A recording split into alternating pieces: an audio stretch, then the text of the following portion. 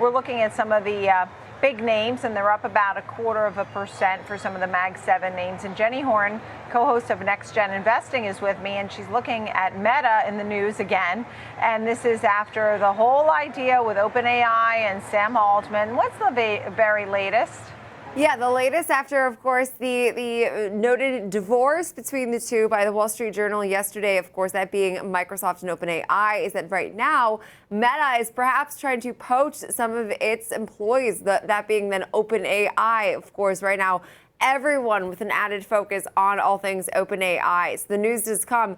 As we know, Mark Zuckerberg has really been trying to ramp up his AI talent pool. So recently has seen, like massive deals. We're seeing over $100 million offered in bonuses and even larger compensation packages, which is per now a statement from OpenAI's chief executive, Sam Altman, who was making some comments on his podcast with his brother, saying that Meta has sought to hire a lot of people, but so far none of the best people have decided to take them up on that.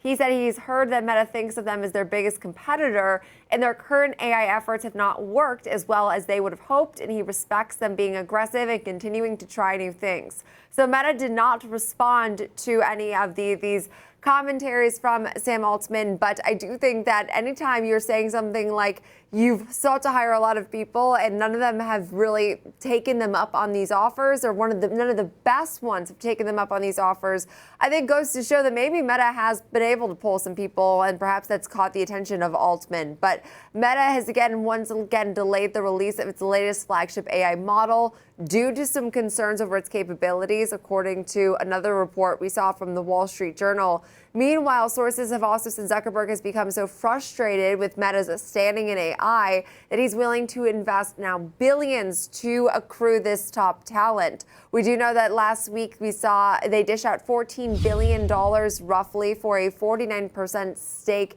in the AI startup Scale AI. So they're definitely spending big, and that appetite for that top talent is definitely there. So does that actually mean perhaps the fault of OpenAI and we see some of their talent leave? I think there's probably enough talent to go around, but it is interesting. The latest mega cap name going after OpenAI after the news we had yesterday with Microsoft.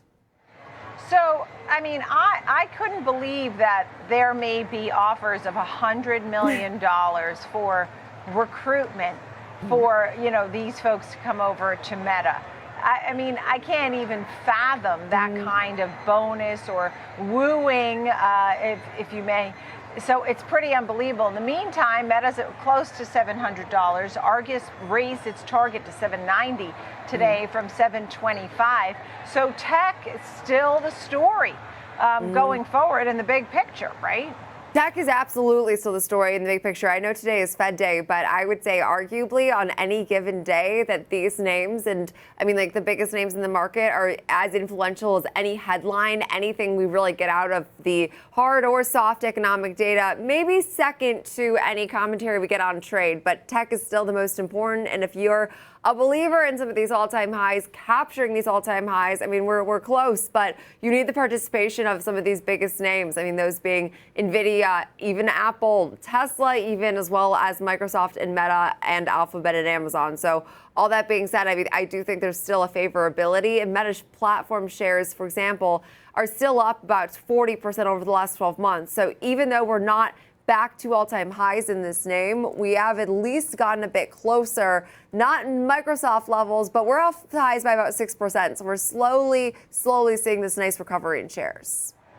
All right, next up, Intel. I've been talking about a lot of the companies slowly announcing different layoffs or cuts or changes to the number of employees, maybe sometimes just doing a turnaround and redirecting where those employees should go.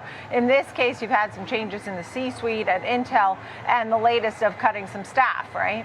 Yeah, and I know it usually is not read as a great sign, especially right now with the Fed so honed in on the labor market. So I actually will be curious to hear commentary on that later today. But I do think that anytime you see a company that's laying off, mass amounts of employees, tends to not necessarily read super positive, especially when you are a name like Intel, which frankly, you talk about a different type of chart than what we just looked at with Meta and the rest of the Mag 7, as we are actually higher on the year, up 5%. You would hardly even know it, though, if you looked and you zoom out at the big picture here, because we have been stuck now in this newly established range, just around $21 roughly. Now, when you zoom out and you look at the big picture, sure, we're about $3 off of recent lows, but I mean, we've come a far way from the even 3-year highs at around $51 a share. It looks even worse when you zoom out even further. So I think that Intel's story has been one of long-term pain, that now it feels like we are almost a bit immune to some of these headlines that, again,